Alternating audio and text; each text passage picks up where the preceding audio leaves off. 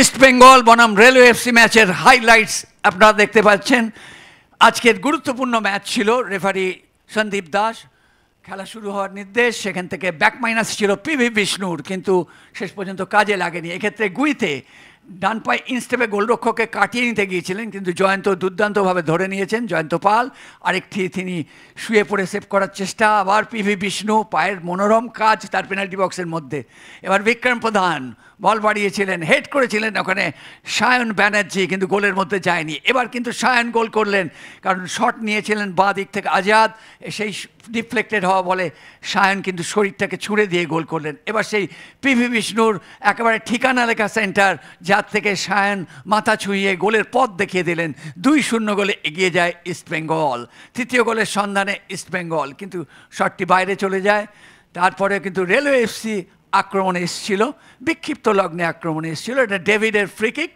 গোলরক্ষক জয়ন্তর প্রশংসা করতে হবে, যেভাবে শরীরটাকে ছুঁড়ে দিয়ে বলটিকে বাঁচিয়েছেন। আবার সায়ন ব্যানার্জি হ্যাটট্রিকের সন্ধানে ছিলেন, শট বাইরে চলে যায়। এবার রেলওয়ে এফসি তার একটা আক্রমণে এসেছিল, কিন্তু সেইভাবে কাজে লাগাতে পারেনি। এবার আরেকটি গোলের সন্ধানে ছিল, কিন্তু ডেভিড গোল করতে পারলো না। 3-0 গোলে এগিয়ে যাওয়ার সুবর্ণ সুযোগ ছিল। ফ্রি কিক থেকে সরাসরি গোলরক্ষক ওখানে গৌরব শয়ের কাছে। প্রথমার্ধে 2-0 গোলে এগিয়েছিল ইস্টবেঙ্গল।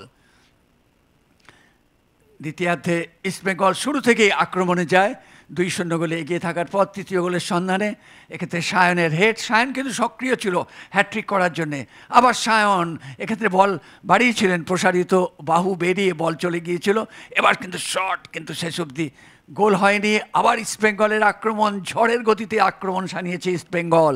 বাঁ দিক থেকে আশিক, পরিবর্তন খেলোয়াড় আশিক, কিন্তু ওখানে মনতোষ মাঝি বলের কাছে পৌঁছতে পারেননি। চলতি বলের শট, এবারও সুযোগ এসেছিল, কিন্তু কাজে লাগানো গেল না। আবার আশিক। সুতরাং এইভাবে আক্রমণের পর আক্রমণ সাজিয়েছে। এখান থেকে সৌভিকের ফ্রি কিক, ডান পায়ে ইনস্টেপে রেখেছিল, কিন্তু হেড বাইরে চলে গেল।